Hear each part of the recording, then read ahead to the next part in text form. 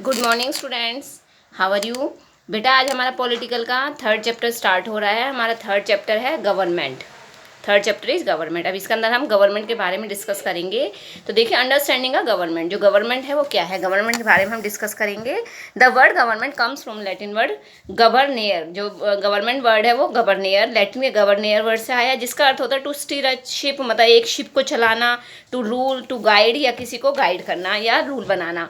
तो government comprises a group of people who manage a country, look after our welfare, make laws and implement them. जो government होता है उसका कार्य वो क्या होता है, ग्रुप ऑफ पीपल, इसके अंदर बहुत सारे लोग होते हैं जो सभी मिलकर कंट्री को मैनेज करते हैं। लुक आफ्टर वेलफेयर, हमारे भलाई के लिए कार्य करते हैं। मेकिंग लॉ, ये लॉज कानून बनाते हैं। एंड इम्प्लीमेंट दैम, और अगर उनके अंदर कुछ चेंजमेंट की इम्प्लीमेंट होता है, चेंजमेंट की जरूरत है, तो वो उसे चेंज करते हैं। तो ये होता है गवर्नमेंट। अब देखिए, हु चूज अ गवर्नमेंट, जो सरकार है उसका चुनाव कौन करता है। तो ये आप सभी को पता है, हमारा जो इंडिया है वो क्या है, डेमोक्रेटिक कंट्री है। तो इसके अंदर जो सरकार का चुनाव है वो हम लोगों के द्वारा ही होता है। We the people choose the government, हम सभी लोग मिलकर अपनी सरकार का चुनाव करते हैं। People belonging to a particular country are called its citizens. एक कंट्री के अंदर जितने भी लोग होते हैं वो सभी उसके सिटीजन कहलाते हैं, नागरिक कहलाते हैं। And every citizen who have the age above age of 18 can choose their representative, और जो 18 साल से ऊपर के लोग हैं वो अपना प्रतिनिधित्व खुद चुन सकते हैं। During election after every 5 years, हर 5 साल के बाद हमारे देश के अंदर जो इलेक्शंस होते हैं उसके द्वारा हम अपने प्रतिनिधित्व का, अपनी सरकार का हम खुद चुनाव कर सकते हैं। इस प्रकार से हमारे देश में सरकार का चुनाव होता है। Is that clear. आगे बेटा आपका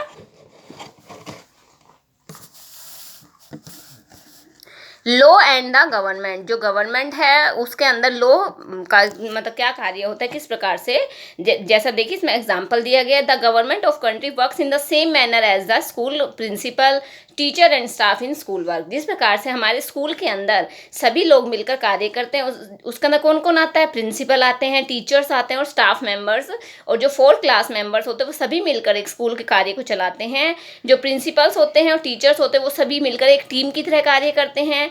अगर उनसे कोई गलती हो जाती है, जो रूल्स स्कूल की तरफ बनाए गए हैं, की तरफ से बनाए गए हैं, तो उससे अगर कुछ मिस्टेक्स हो जाती है उन रूल्स के अंदर, तो उसके लिए क्या है, जो प्रिंसिपल है वो अपने तरीके से उन्हें हैंडल करते हैं ताकि आगे वो गलती रिपीट ना हो सके, और इसके द्वारा स्कूल को स्मूथली तरीके से चलाने की कोशिश की जाती है। इन द सेम वे, इसी प्रकार से जो गवर्नमेंट होती है वो भी इसी प्रकार से तैयार होती है। Government it makes laws and implement them, इसके अंदर भी कानूनों को बनाया जाता है और उनके अंदर चेंजमेंट की जाती है। अगर कोई मानव इन कानून का पालन नहीं करता है तो उन्हें लॉ के उन्हें कोर्ट के अंदर पेश किया जाता है, उन्हें कानून के समक्ष पेश किया जाता है ताकि उसने जो गलती की है वो उस गलती को दोबारा रिपीट न कर सके।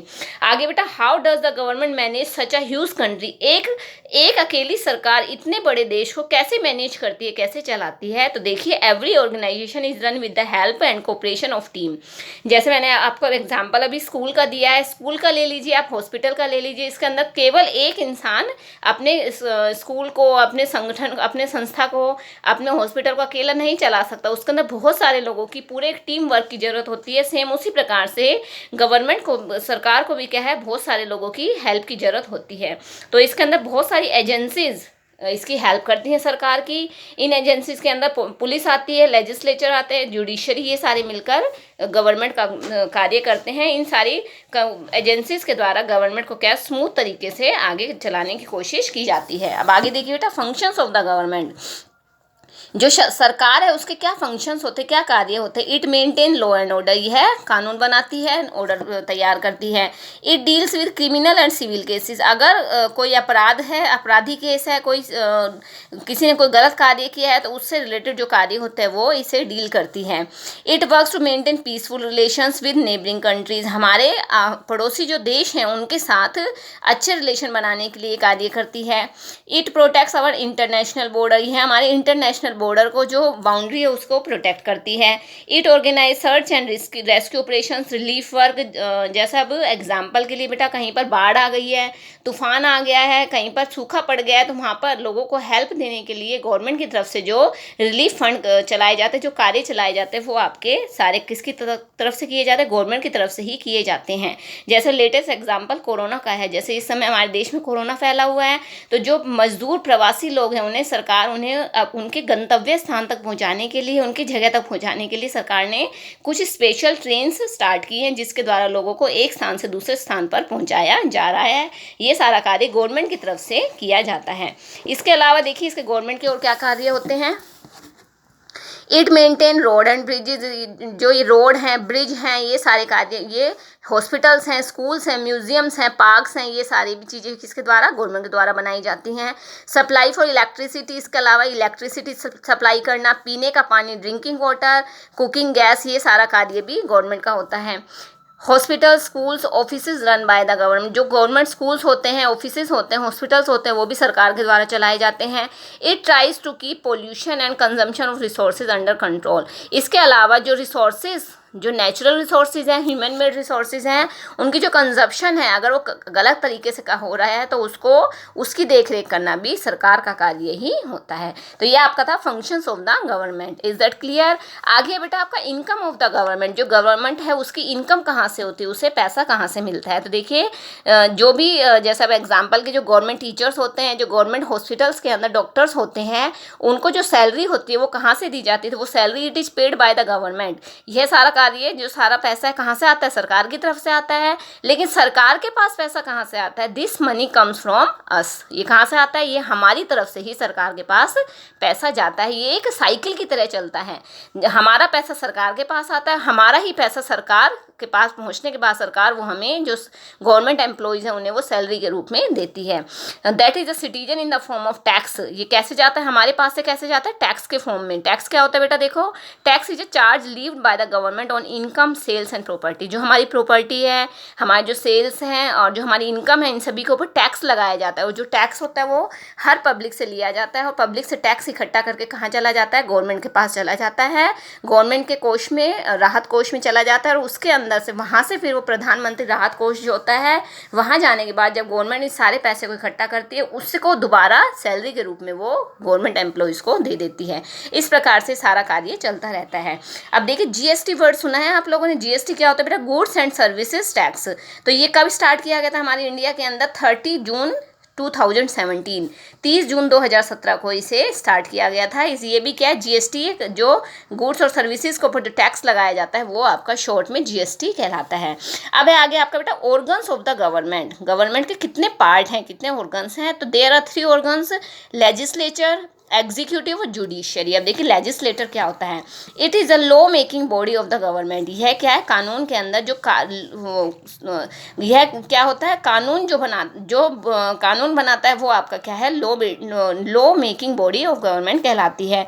It includes the union parliament. इसके अंदर यूनियन पार्लियामेंट, इसके अलावा which is made up of Lok Sabha and Rajya Sabha. जो लोकसभा और राज्यसभा से मिलकर बनती है, वो इसके अंदर वो सारा कार्य करते हैं।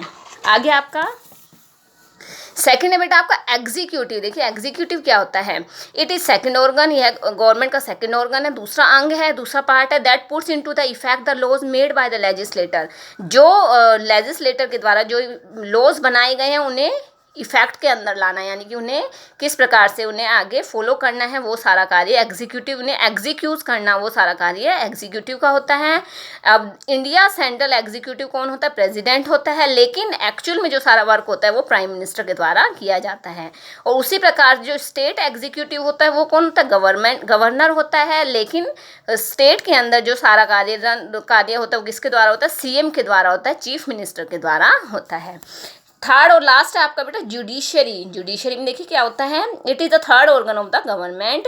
It is guardian of constitution and ensures that the government abides by the rules laid down in the constitution. और ये इंश्योर करता है, क्या इंश्योर करता है कि जो लेजिस्लेटर के द्वारा, एग्जीक्यूटिव के द्वारा जो लॉज बनाए गए थे, जिनके वो जो आगे इफेक्ट में लाए गए थे, उसके अंदर उनको वो इंश्योर करता है। अगर उसके अंदर कोई कमी है तो वो जुडिशरी के द्वारा वो उसे देखता है, उसके अंदर कुछ कमी होती है तो वो उस कमी को दूर करने की कोशिश की जाती है। The judiciary's main role is to protect the rights of the people. Judiciary का मेन कार्य क्या होता है? लोगों के अधिकारों की रक्षा करना। And ensures that the government works according to the constitution. और यह देखना, यह इंश्योर करना कि जो गवर्नमेंट के जो वर्क्स हैं अकॉर्डिंग टू द कॉन्स्टिट्यूशन वो सही तरीके से कर रहे हैं, मतलब सरकार अपना कार्य पूर्ण रूप से कर रही है या नहीं कर रही है, ये सारा कार्य किसके हाथ में होता है? जुडिशरी के हाथ में होता है। जुडिशरी का सबसे इम्पोर्टेंट कार्य यही होता है। तो बेटा आज के लिए आपका इतना ही, हाफ चैप्टर आपका आज हो चुका है। अभी मैं आपको एक पिक भेज रही हूँ, आपको उसको सोल्व आउट करना है। Okay, thank you.